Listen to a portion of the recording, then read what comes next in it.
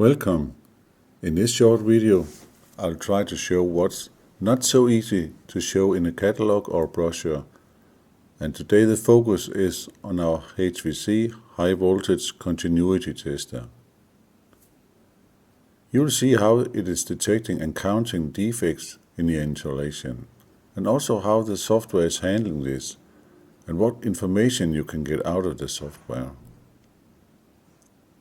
The model we talk about today we call HVC360 flexible. It is a measuring head which can be combined with one of the three different size of electrodes we offer today. What's in common for them is they're using conductive brushes to cover the full surface of the wire. Since the introduction in 2007, it has been an important tool for securing the quality for manufacture of enamel wire and the user of wire as well. As mentioned, we use a set of brushes to obtain a test zone of the 360 degrees around the wire.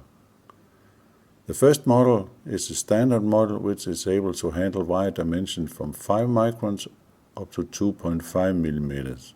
The second model is for heavier wire and have a dimension range from 0.5 to 26 millimeters. Note the brushes is covering also the corner, which can be a problem to achieve in other systems. Let's try to see how it looks like when an error is in the installation is passing the test zone of the brushes. It is easy to see that the high voltage is making a small light arc when the current starts flowing from the brushes to the conductor.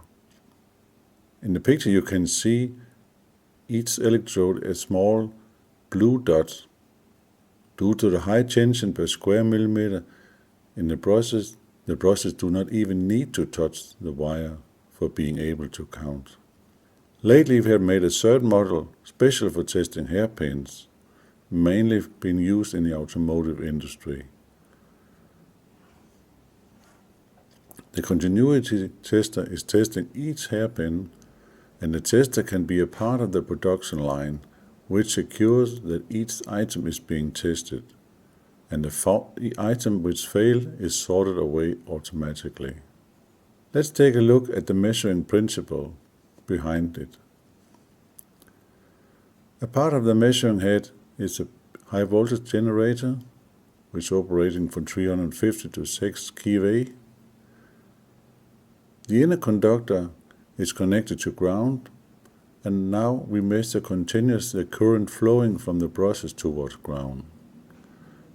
Due to the installation, the current can only flow in cases of defects in the installation. The current being measured is sent to the connected processor module. When the error in the installation is passing the measuring head, the processor module is counting it and gives an alarm in case of the number of errors is exceeding the limits being set in the software. This figure shows what's happened with the current flowing the brushes to ground. When the installation is okay, no current is flowing. At the moment an error such as a crack or pinhole, the current goes to its maximum. A special feature we have built in the HVC is the ability to have two sensitivities. It means we have two counters which can count errors in two different levels.